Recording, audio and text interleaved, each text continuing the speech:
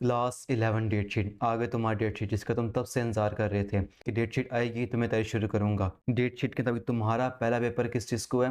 तुम्हारा पहला पेपर है 10 मई को, इंग्लिश का पहला पेपर है। यानी बस अब 3 से 4 माह रह गए हैं तुम्हारे पेपरों में। तुम अपनी तरफ से पूरी कोशिश कर रहे हो, लेकिन तुम्हें अभी तक ये समझ नहीं आ रही कि तैयारी शुरू किस तरह करनी है, कौन सी बुक को किस किस तरह बेस्ट मेथड तैयार करना है कि टाइम भी कम लगे और नंबर भी अच्छे आए, जिसकी ज़रूरत थी। इस वजह से तुम्हें अपनी तैयारी बिल्कुल ज़रूर लगती है। लेकिन मैं आपसे इस चैनल पर हर वो मटेरियल स्ट्रेटजी अपलोड करूंगा जिससे कम टाइम में तुम्हारी बेहतरीन तैयारी हो सके, क्योंकि यह पेपर तुम्हारे बहुत नज़दीक हैं। ये वीडियो 2 पार्ट्स में मुश्तमिल है, जिसमें सबसे पहले तुम्हारी डेट शीट, फिर अब से तैयारी कैसे शुरू करें उससे मतलब सारा स्टडी प्लान। तो डेट शीट के मुताबिक तुम्हारा जो पहला पेपर है वो आता है, जो आर्ट्स के बच्चों का पहला पेपर होगा वो आएगा 9 मई को, सिविक्स का।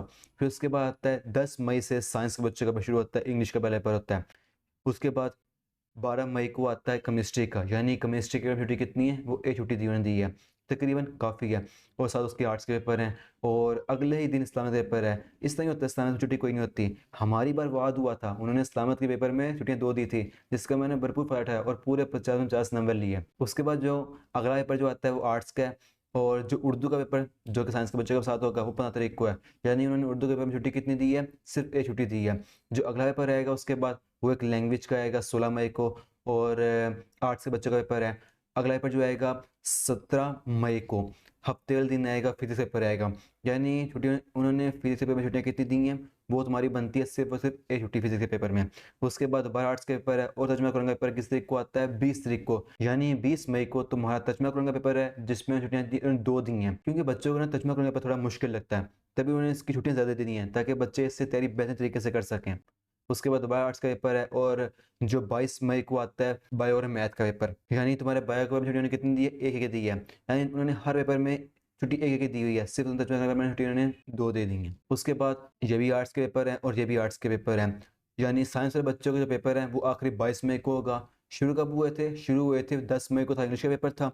और जो आखिरी पेपर कब होगा? आखिरी पेपर होगा उनका 22 मई को, बायो मैथ का पेपर होगा। अब ये तो पता लग गया कि कौन सा पेपर किस तारीख को है और किस पेपर में छुट्टियां कितनी हैं। लेकिन तैयारी होगी तो एग्जाम हॉल में जाके बैठेंगे ना। तो अब से तरीके से शुरू करने से मतलब आ गया स्टडी प्लान आता है ये वाला, जिसमें सबसे पहले आता है जस्ट स्टार्ट।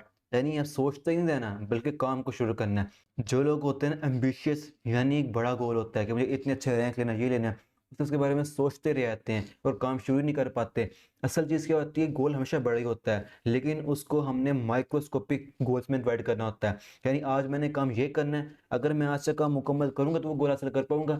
बेसिक चीज़ ये तो यही है। यानी तुमने बस गोल बना लिया कि मैंने आज ये करना है, फिर उस काम को कंसिस्टेंसी के साथ हर रोज़ मुकम्मल करते जाना है। काम को स्टार्ट करने के लिए मुकम्मल प्लान चाहिए। तो इस टाइम तुम जानते हो कि तुम्हारी तैयारी किस लेवल पर है, तुम्हें किस किस बुक के बारे में कितनी ज़्यादा हो चुकी है। तो तुमने उसके मुताबिक पेयरिंग स्कीम को फॉलो करते, मेन चीज़ क्या है? पेयरिंग स्कीम को फॉलो करते हुए तुम्हें लेने ही चैप्टर इंपॉर्टेंट, कि ऐसे कौन से चैप्टर होंगे जिसे तुम तैयारी करोगे तो वहां पर तुम्हारे लॉन्ग भी तैयार हो जाए और शॉर्ट भी तैयार हो जाए, यानी कम टाइम में तुम उससे ज़्यादा सिलेबस तैयार कर सको। अब तुम्हारे मन में सवाल आ रहा होगा कि क्या तुम्हें पेरेंट्स को फॉलो करना चाहिए कि नहीं करना चाहिए। तो मेरे दोस्त, तुम इस टाइम जिस क्लास में हो, तुम्हें इस चीज़ का एक्सपीरियंस होगा कि तुम्हारा सारा पेपर तकरीबन पेरेंट्स में जाता है, चाहे जो कोई चेंजेस हो, लेकिन इससे कोई फर्क नहीं पड़ता, क्योंकि फिर भी अच्छा खासा पेपर पेरेंट्स के आता है। बस अब जो बच्चा पेरेंट्स को फॉलो करेगा और उसके मुताबिक स्मार्ट प्लान तैयार करेगा तो वही जीतेगा, और जो ये सोचेगा कि मैंने सिलेबस कवर करना है अभी भी, वो सब बच्चा गेम से बाहर हो जाएगा। क्योंकि टॉपर कोई अनोखा काम नहीं करते, वो उसी काम को बार बार करते हैं। यानी जो बच्चा टॉप करेगा ना, वो पता क्या करेगा? वो इसी पेज में फॉलो करते हुए सिलेबस तैयार करेगा अपना, और उसी सिलेबस को बार बार करेगा। यानी मैंने ये चैप्टर है जो मैं लॉन्ग कल तैयार करने हैं, इससे मेरे शॉर्ट भी निकल आएंगे, और कुछ चैप्टर को मैंने शॉर्ट कल कवर करना है। और एमसीक्यू की पीडीएफ फाइल जो मैं बोला लॉन्च कर दूंगा, तो वहाँ से एमसीक्यू वहीं से निकलेंगे। उसके मुताबिक सारा सिलेबस तैयार करना है और उसी को बार बार प्रैक्टिस करते रहना है। जो ये करेगा ना, वही जाके एग्जाम हॉल में जाकर पेपर लिख पाएगा, क्योंकि सिलेबस एक बार पढ़े तुम एग्जाम हॉल में जाकर पेपर दे सकते नहीं हो। जितना वहाँ प्रेशर होता है ना, तुम्हें अपने सिलेबस को बार बार रिवाइज करना पड़ेगा। जिसकी रिवीजन मैक्सिमम होगी वही वहाँ बैठ कर सिलेबस को लिख पाएगा। जो वहाँ लॉन्ग शॉर्ट और एमसीक्यू पूछे जा रहे होंगे उसको अटेम्प्ट कर पाएगा। क्लास 11th के सारे सब्जेक्ट के पेरेंट्स के बहुत जल्द इस चैनल पे अपलोड कर दूंगा। अब तुम ये कहोगे, ये तो बता दिया कि तेरी स्टार्ट कर दो, लेकिन असल बात है तेरी शुरू करनी कहाँ से है, सिलेबस तैयार करना कहाँ से है। तो मेरे दोस्त, इसके लिए मेन चीज़ है टॉपर नोट्स। यानी ऐसे नोट्स जो हो भी इजी वर्डिंग में, जहां से तैयार करना भी आसान हो और जान सारा सिलेबस भी है। मैं और मेरी टीम इन नोट्स को बनाने के लिए दिन रात कोशिश कर रही है और बहुत जल्द इन्हें भी लॉन्च कर देगी। मैं जानता हूँ तुम अपनी तरफ से पूरी कोशिश कर रहे हो कि मैट्रिक में जो होना सा हुआ, लेकिन अब क्लास 11 में मैं एक अच्छे नंबर, एक अच्छी रैंक लेके दिखाऊंगा। तो इसके लिए तुम्हें क्लास 11 के सारे स्टडी मटेरियल की जरूरत पड़ेगी, जिसमें चाहे गेस्ट पेपर के इंपॉर्टेंट शॉर्ट्स क्यों ना हो, क्लास 11 के सारे पेपर्स की बेस्ट प्रेजेंटेशन क्यों ना हो, जो ये सिखाया कि कैसे एग्जामिनर से अपनी मर्जी के नंबर लिए आते हैं, और लेक्चर्स, ये सब कुछ बहुत जल्द इस चैनल पर अपलोड कर दूंगा। तो मिलते हैं अगली ज़बरदस्त वीडियो में, तब तक के लिए फ़ी अमान अल्लाह। मैं दुला मुगल तुम्हारे गोल्स को सपोर्ट करता हूँ।